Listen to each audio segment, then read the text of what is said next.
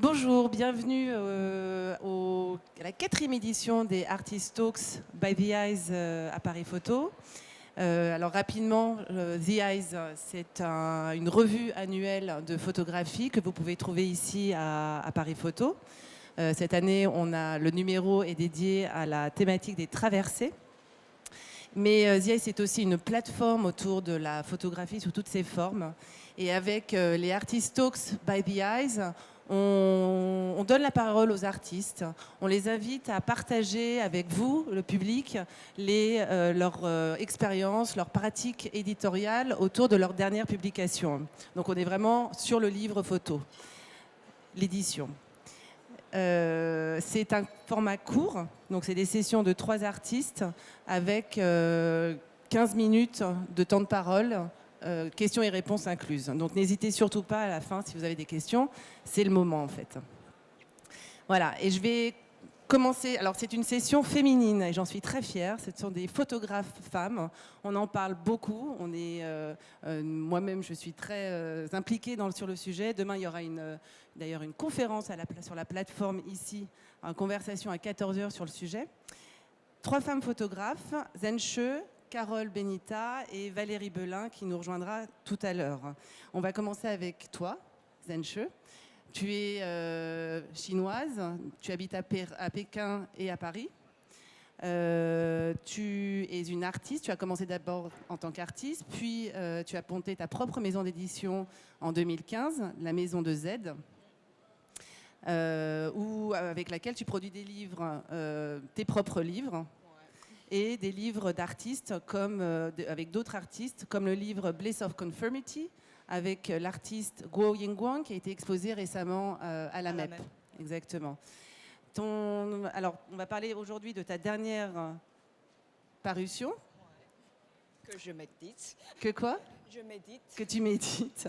Qui s'intitule Tragédie, coïncidence et la double vie de LLDM, qui concerne un travail au long cours, qui est en fait le 2e chapitre d'une trilogie qui s'appelle Memories of Things Past.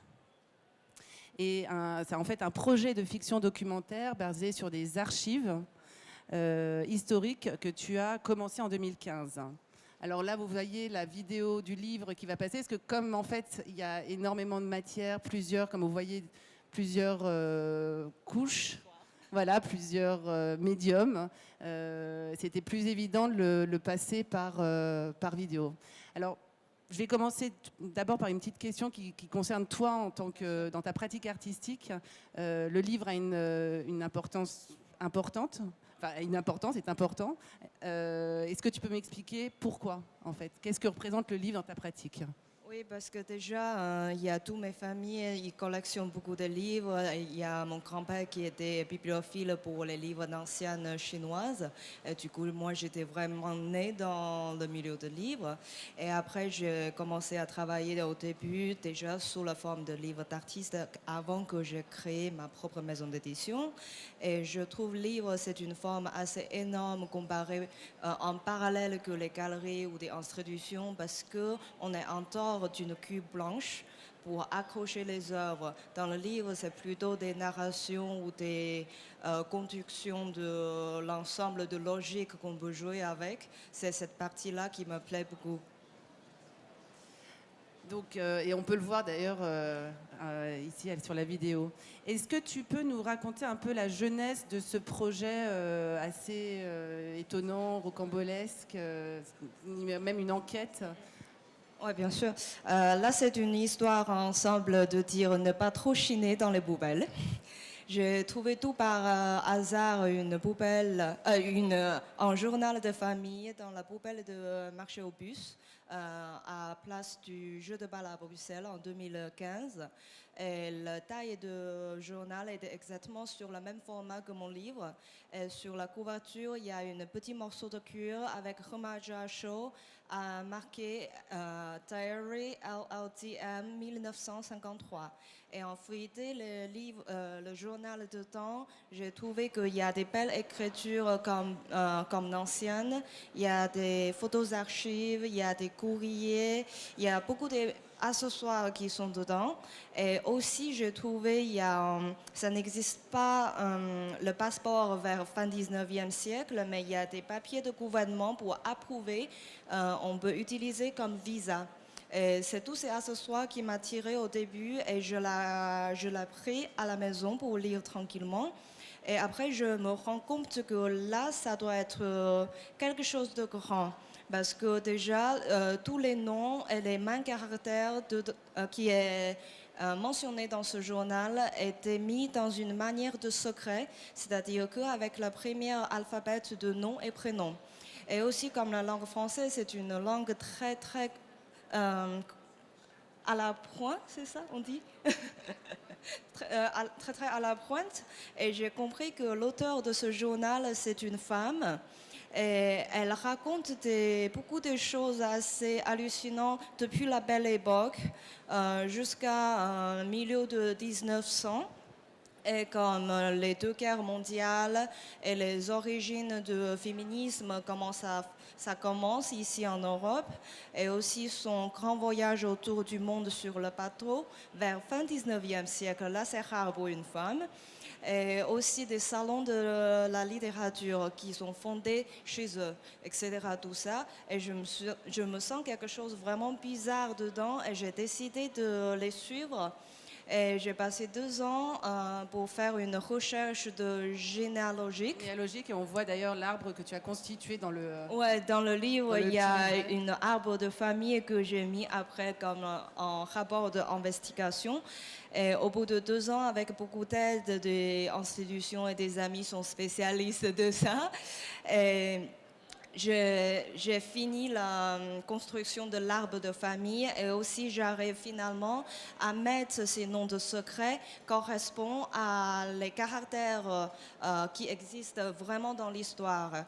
Et c'était à ce moment-là, vers fin 2016, j'ai compris que la famille qui est notée, mentionnée dans ce journal en traversant de 5 générations, c'est une famille de Belgique, très très connue. Et eux, ils sont un des 5 plus grandes familles de banquiers et de finances là-bas vers la fin du 19e siècle. La première génération qui a été notée, c'est Monsieur Jean-André de Motte, c'est le fondateur de Galerie Saint-Hubert. Et la deuxième génération, c'est le bourgmestre de la ville de Bruxelles entre 1980 jusqu'au début de 1900.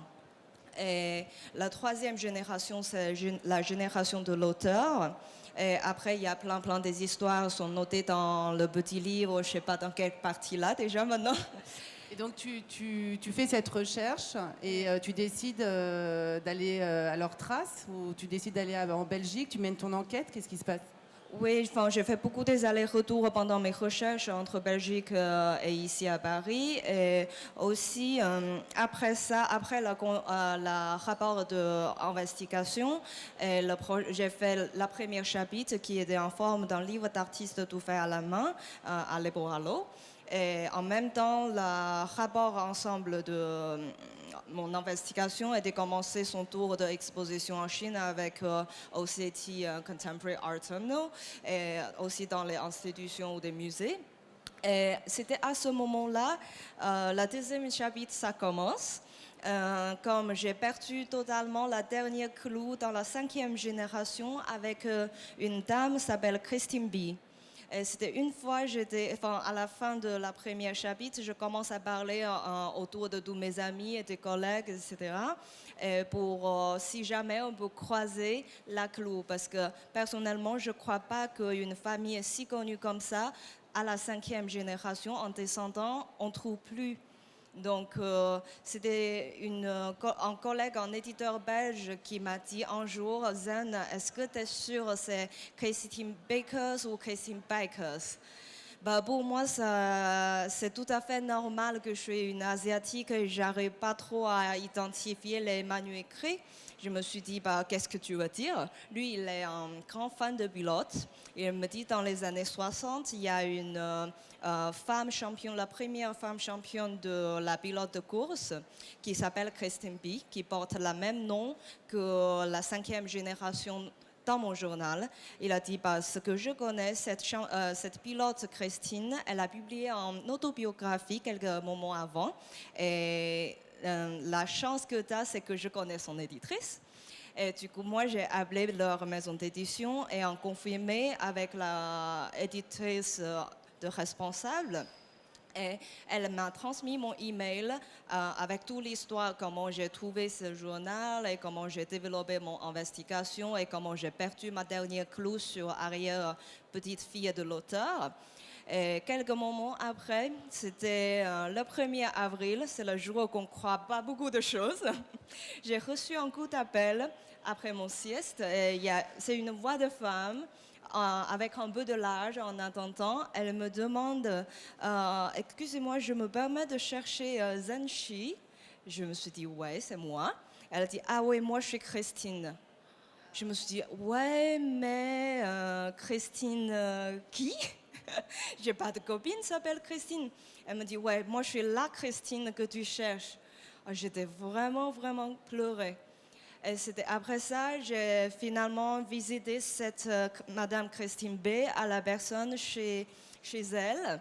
Elle m'a logée dans la chambre de l'auteur de mon journal qui a habité, qui a vécu.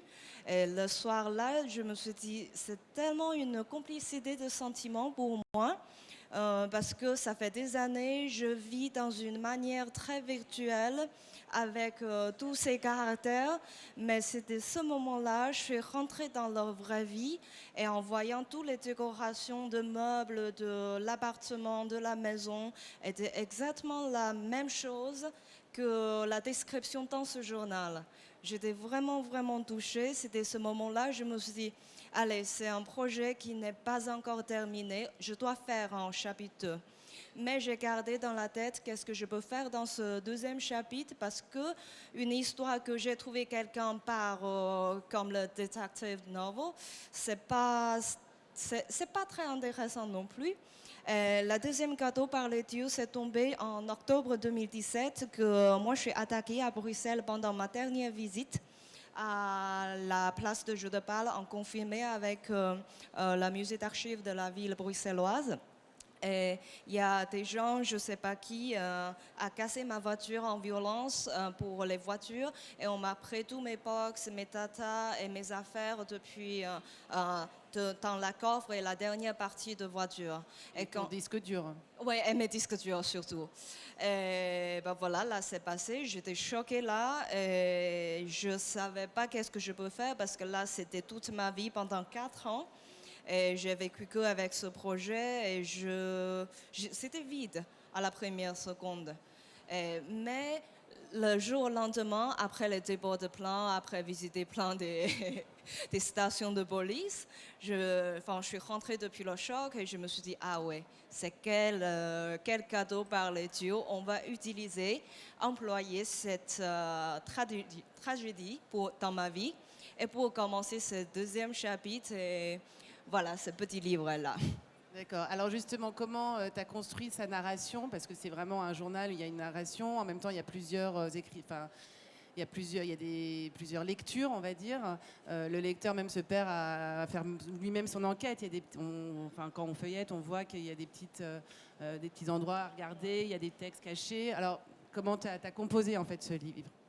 En fait, au début de ce projet, déjà, j'ai construit une pyramide de narratologie en tant que scénario, entre guillemets, et que la première chapitre, le livre d'artiste et le rapport d'investigation, était purement fait avec des archives que j'ai trouvées qui étaient gardées, conservées ensemble avec le journal de famille. Et là, c'est un process de construire des évidences dans la littérature. Et en faisant le deuxième chapitre, je me suis dit, comme les évidences sont déjà faites, et je commence à utiliser et à employer toutes ces évidences, et du coup, évidence pour approuver quelque chose qui sont déjà existé, à devenir un outil pour moi de jouer avec. C'est aussi pour ça, dans ce petit livre, il y a double voix.